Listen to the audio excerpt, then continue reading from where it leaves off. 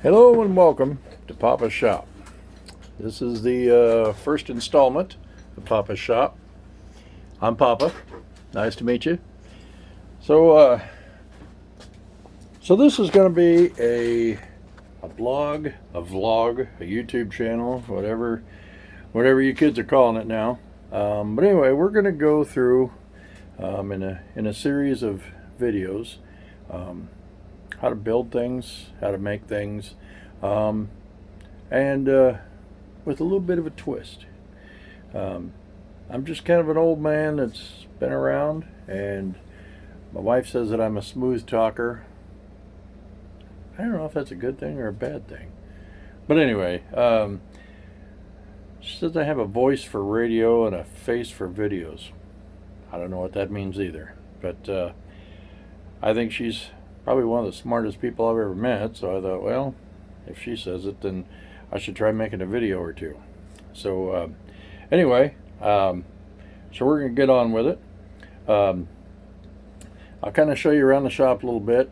I got just my phone doing the video on this now, and I hope this is all turning out good because I can't really see what you're seeing. All I'm looking at is just camera. So, but I do a lot of stuff. Have done a lot of stuff in the past, but now I do quite a bit of stuff on my own. I'll show you over here a little bit. I rebuild engines. Now I can see where you're at. Got an engine over here that I'm rebuilding here. It's a 302. Rebuilding that for my brother-in-law. It's going to make it a heck of a hunting rig once it's all done with. And you can see all the mess on the floor that I'm sorting through here. This is not just junk, although a lot of it is. And my wife would tell you that it's all junk. But my granddaughter and I, maybe you've seen our channel, Papa and Half Pints Adventures. But anyway, I'll try and get this over to here, and I think you can see me again. But we, in our spare time, we'll go out, we'll buy storage units, and we come back and we try to sell those things. And we don't make a lot of money at it, but we make a little bit. And she's 7 years old, and I'm sure you'll meet her along the way. But we have a lot of fun doing it, and it gives us some pretty good time together. So anyway, a lot of the stuff that we're going to go through in these videos is going to be how to fix some of that stuff, maybe how to work on stuff, and then maybe we'll compare it to real life stuff. So you might learn how to fix something, and maybe we'll learn something about life. So anyway, let's get on with it. So I'm going to circle you around here, and again, I hope that I'm not shaking the camera too much. So today, what we're going to be working on here, let me get behind the camera so I can see. So today what we're going to be working on is a cast iron skillet. And I myself have looked up a few videos to just see if there was some easy way of doing this. And there's not. This is the other side of it. And it's a lot cleaner than it started out. We found it in the storage unit, and it had a lot of crap stuck inside of it. And by the way, if you don't like bad words, maybe you should not watch this channel, because sometimes you might hear a bad word or two. So, but that's how old cowboys talk. So, but I'll try to keep it tame for all the kids. So anyway.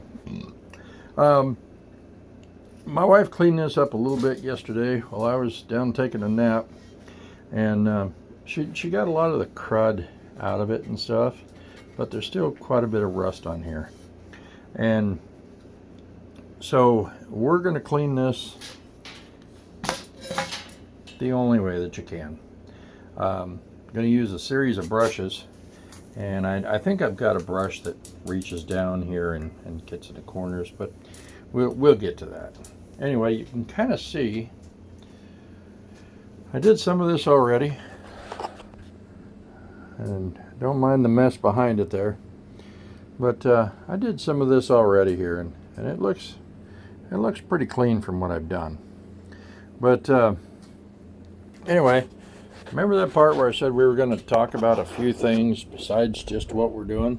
Let me put the camera down here and let me get you settled into my chair. So I wanted to show you something, and let me dig it out here. I've got to find everything. So, oh, there you are. Hi. So, gotta find my sharpening stone here, which I just had. I gotta clean this place sometime. Just had a sharpening stone. Hang on, I'll be right back. I got it right up here. So here it is. I brought my sharpening stone down because I wanted to talk to you guys about something. So everybody's going through something, you know? And so I kind of wanted to show you that skillet, and I wanted to show you my leatherman here. It's nothing fancy, just a leatherman. But everybody's going through something, and I heard something a while back, and I wanted to share this with you guys. That my old leatherman needs a sharpening, and it needs a cleaning. I got some crud in it. But I carry this thing everywhere. And so I wanted to talk to you a little bit about some wisdom that was shown to me way back when. You know, and I can't even remember who it was that told me this wisdom. But I remember the lesson pretty well. Now, let's back up just a bit. Cast iron skillet and this old leatherman. And first of all, if you're going to work on anything, cast iron, sharpening a knife, cleaning up something, first of all, you got to know what it's made of. For instance, if that looks like a cast iron skillet, but it's not really a cast iron skillet, maybe it's, I don't know, some other kind of skillet. I don't know much about skillets, but maybe it's not really cast iron. Then all the work that we're going to do to this thing is pretty much for nothing because we're doing it wrong. I'm going to be using the wrong tools because maybe a brush isn't the way to do it. And if this was really a butter knife and not a leatherman, well, then I don't need this whetstone. I need something else. I don't know what that is because I've never sharpened a butter knife. But there you go. So I did a little research on that old cast iron skillet. And that cast iron skillet, it's a Lodge. It's called a Lodge cast iron. From the Lodge Company in I want to say East Pittsburgh, Tennessee.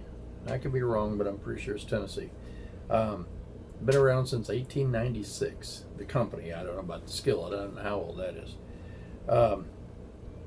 But was first put into business, I guess. First invented by a guy named Joseph Lodge, and that is America's oldest cookware. So we're definitely dealing with some cast iron, and we're definitely dealing with some old stuff. And we're definitely dealing with some stuff with some heritage. Also, when I was doing some research about cast iron, I'm going to quit waving this knife around.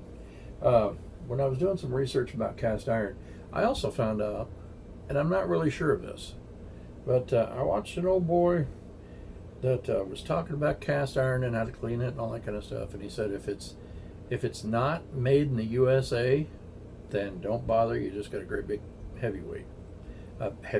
You just got a great big paperweight. Try to edit that out. But this was obviously made in the USA. So we know what we're working with. That's important. Now, I thought about it before I got this whetstone, and I said, before I start sharpening this leatherman for you guys, maybe I should know what this is made of. So this has been around since 1983. Not near as long as our cast iron skillet. But they've sold 30,000 units, 30,000 of these Leatherman things, just in 1984. That'd be when I graduated from high school. But anyway, so they haven't been around for a lot, but Leatherman's a pretty good brand. Now, I want to talk to you a little bit about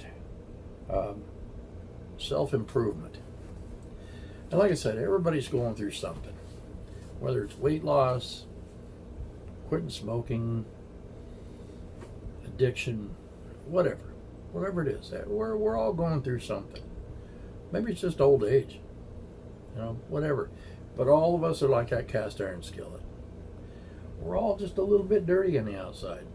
I mean, life has thrown mud at us. We've been kicked around and kept in dark closets and rainy outdoor junk, you name it. We've been in it. We've all been into something. We've all been into something bad. And it says in the good book, not one of us deserves the kingdom of heaven. Not one. Because we're all worse off than that old skillet. And none of us, well, I want to say we're all as dull as this old Leatherman, but I try to keep this guy pretty sharp. But anyway, here's the wisdom that I was bestowed one time, and I'm not sure what you can see on this. I know you can see my shoulder, so I'm going to keep this up high. But somebody told me one time, they said, sharpen a knife. Sharpen a knife and think about it. This is you. That blade. This is you, right there. This is you, and this is me. This is us.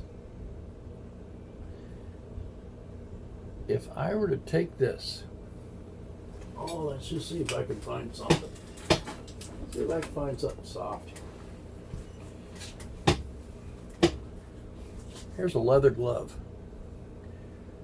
What if I was just to sharpen that with this leather glove? It seems like the knife likes it. It's nice and smooth. Goes across it real smooth. It's real easy. If I'm this knife, I'm liking that. That's comfortable. That is really, you know what? It's not doing a damn thing for the knife. You hear what I'm saying?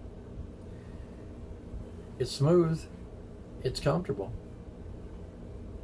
But it's not doing a damn thing to improve this knife. How do we improve this knife? We rake it across this old whetstone. First we start off with a little bit of spit. Oh, that knife does not sound happy. Can you hear that? I don't sound happy at all. Now, why do you got to spit on a whetstone?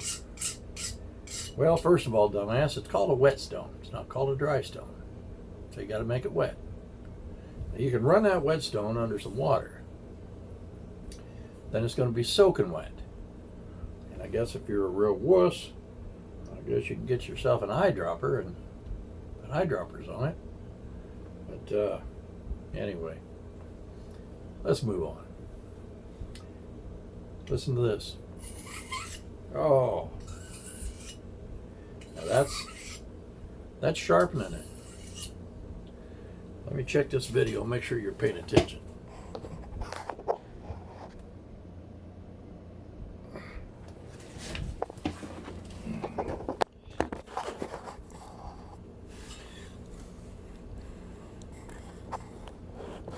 Yeah, looks like you're still paying attention. Well, good. All right. Now, since I got this out here, maybe you don't know how to sharpen a knife. So I'm going to run this past you. All right, so why do we call it a whetstone? Well, I don't know all the technical details, but I do know that a whetstone's got two sides. One side's really soft, the other side's kind of rough. I always use the rough side. The soft side, and again, I've not done any research on this. I just know from using it. Now, some dumbass in the past, before me, because I got this out of probably a storage auction too, but some dumbass, you probably see it right here. See that groove in there? It's because some idiot decided to sharpen it like this. Don't do that. Don't. You're not going to do anything better by doing it this way, except you're just going to draw that down. That's it. So what you're doing when you sharpen a knife, pretend this is the knife blade. Okay, this is the surface of the knife blade. So what you're trying to do is you're trying to get that surface to sit up as much as you can. Now every time that this, and remember, we're pretending that this is the knife blade edge, okay? If you run that across, if this is on top of it too much, you see what I'm doing? If you know anything about knives at all, you know that that's steel, and all you're doing is you're just grinding down the top of it. So what you're trying to do is you're trying to get that knife to run across this thing and make this knife edge as thin as possible. But at the same time, you're trying to get it so that it stands upright. Because within it, just like any metal, the more you rub across it, you're making it thinner. So you want to make it thin, but you want that thin edge to stand as upright as possible. Okay. So what I do is I make everything in even numbers. Now, like I said, it seems, I don't know if I said this or not earlier, but it seems to me like when you spit on the abrasive edge, it's just enough moisture to keep the knife cool. So you're not heating up that knife edge, but you're still, because that stone will get pretty hot. I mean, not hot enough you can't touch it, but it'll get pretty hot on that thin piece of blade that you're doing. So wet it down a bit, and then I do it even strokes. Get it at a pretty good angle, and I don't know what exactly that angle is, but the angle is going to depend on how sharp it is. And never do this. Don't do that. What if the worst thing that can possibly be is that the knife is really dull and you don't slice yourself open. So don't do that. Don't do this. You're doing the same thing, only with a smaller piece of skin. Still going to cut it open. This is not safe either, okay? Because you could accidentally rake it this way. So I normally judge it by paper. And this is probably not the safest way of doing this because I'm cutting right up my stomach, but you get the idea.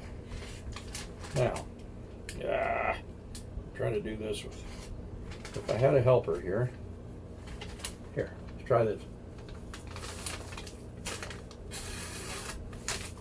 Not bad. See it? It cuts the paper, it doesn't rip it. See, there's a pretty good slice. So it's not too dull. Two things I wanted to show you about this though, or three. First of all, we've dampened it. Keep the heat down on the blade, okay? Even number of strokes. 1, 2, turn the knife over. 1, 2. Always do an even number, okay? You don't want to do 1, 2, 3, 1, 2, 3, 4. And don't just do this, because all you're doing is just bending that upwards. You're just bending this blade right here. You're just bending that over, that tip. And remember, you want to keep that tip as straight up as you can. So, hey, we're making a video. Yeah, Well, yeah, if you just sit here and be quiet. You gotta sit here and be quiet. So basically that's how you sharpen that. Now again, this blade is you and me, okay? Now remember this. There's a granddaughter back there. We call her Half Pint. Now don't get me sidetracked. This, let's just say that you're this blade, okay? And as I rake this across here, Half Pint, you gotta be quiet, because I gotta hear it. As I rake this across here, listen careful.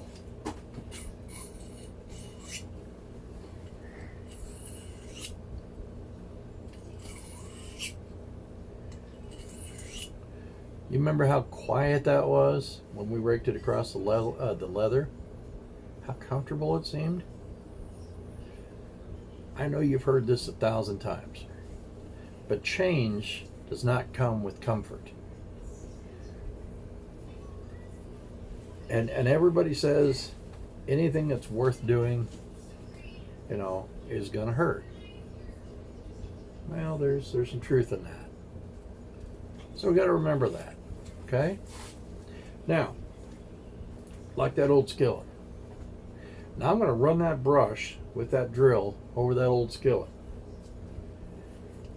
Let's say that your skin was that skillet. I'm running that brush over it. That is not cool. And I'm not suggesting to make yourself better, you run a brush over your skin. But I hope you get my point. If we are like this knife, if we are like that skillet that gets rusted up, that gets dirty over time, that gets dull over time, and we have some changes that we got to make in here to be better, to be worthwhile.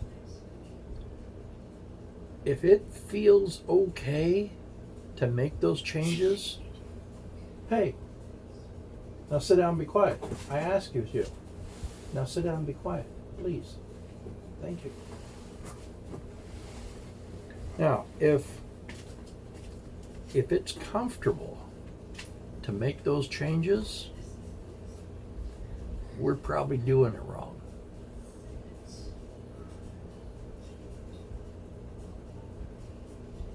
Changes that will make us useful to ourselves, to our God, to society. I don't think it's going to be pleasant, I mean, I don't think we have to put ourselves through any kind of a hell. But I don't think it's going to be pleasant by any means. If we don't cry, sweat, and depending on what it is, shed a little blood, I don't think it's going to be worthwhile in the end. I remember my stepson Tyler. I met him I don't know, better than 10 years ago anyway, and he had a lot of problems, but I was running a mechanic shop, and he'd never really worked out like out in dirt and grease, and we did a lot of like tractor repair and things like that, stuff that really bust up your knuckles. And well, he came out with me, and he was bound determined to get the hang of it. And he worked, and well, I still giggle, and he and I giggle to this day about some of the things that he did when he'd get hurt. And it seemed like he'd pick up a wrench and scratch his knuckles. And now that kid works construction, one of the toughest men you'll ever meet. But it took him a long time to get there, and it took him some time just to learn how to be a man. But he's getting there. But I guess we all are. But anyway, I'm gonna get to this. I'm gonna get to the skillet, and I'm gonna come back when we're all done, and I'll show you what it turned out as. But so far we know how to sharpen a leatherman. So I'll see you in a little bit, and I'll show you this skillet when it's all done. All right.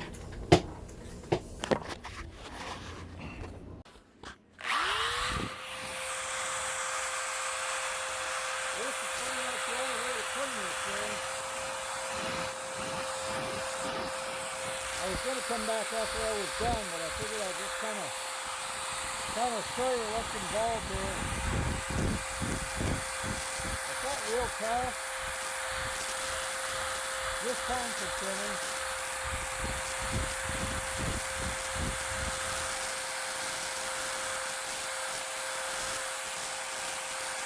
I don't think it's going to take too much to clean this. Get this area cleaned up here.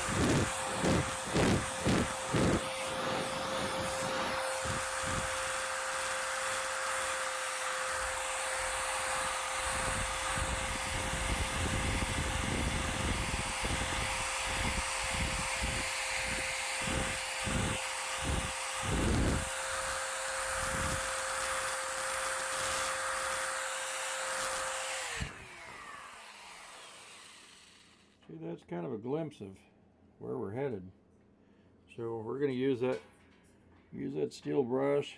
We'll use a little sandpaper to get in the corners in there, and then, like I said, we'll be right back when it's all done.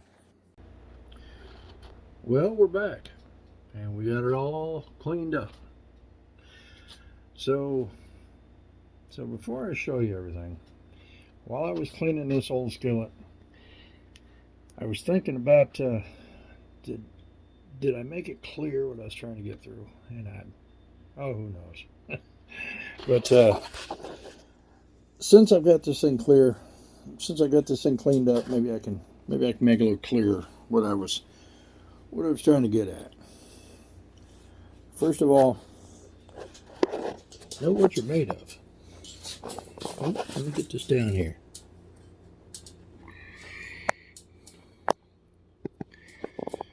Know what you're made of. Do a little research on yourself. Who are you exactly? What are you capable of? Where do you come from? Are you a city mouse? Are you a country mouse? How long you been around anyway?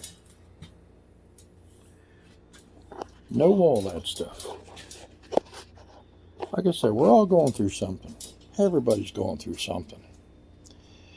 Some things are easy and some things are hard. If it was all easy, it wouldn't be life. It'd be something else. But I know you're thinking about right now as you watch this. Now, you don't even know, Papa. You don't even know what I'm going through. Yeah, I know. And maybe I don't know how tough it is for you. But I know. And there are people that care. There are people out there that's got your back. There are people that are willing to turn one of these things on and help you get clean, help you through whatever it is. Maybe you're not getting it.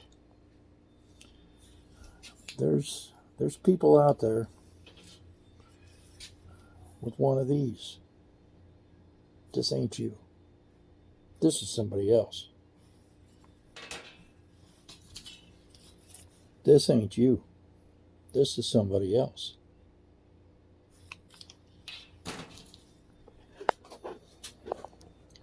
This is you.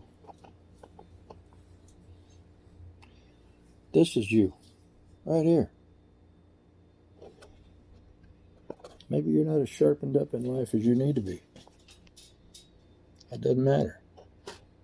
There's a whetstone out there, and you know who it is. You don't like them. Because you know why? This sound.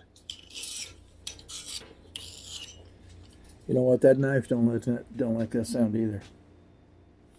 And if that skillet could talk, it was good for that skillet.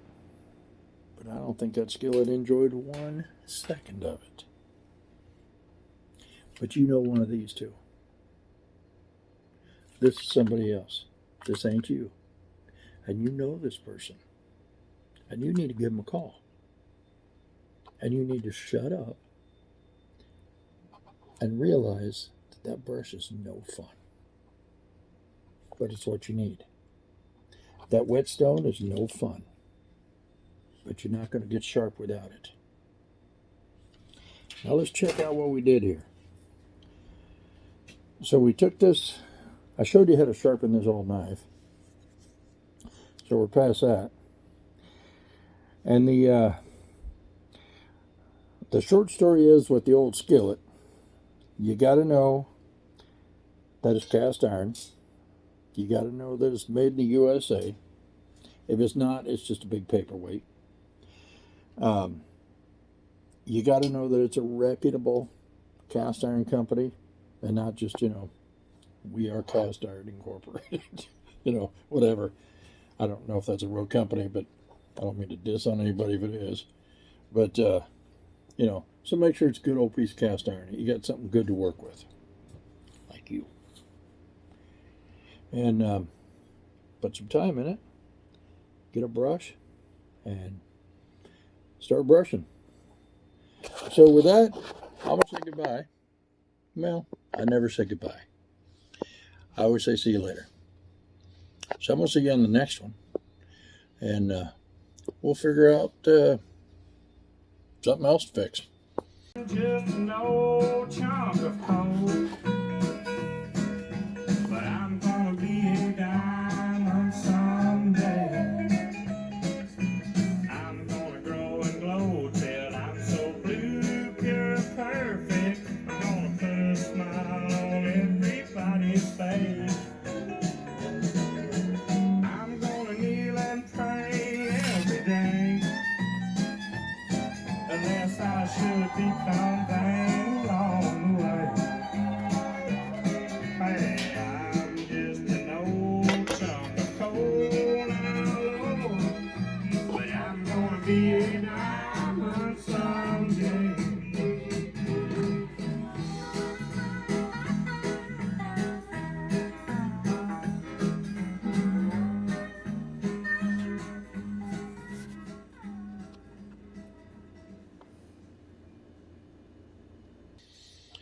So anyway, having said that, I'm going to have John Anderson take us out, and I'll let you look at this old skillet.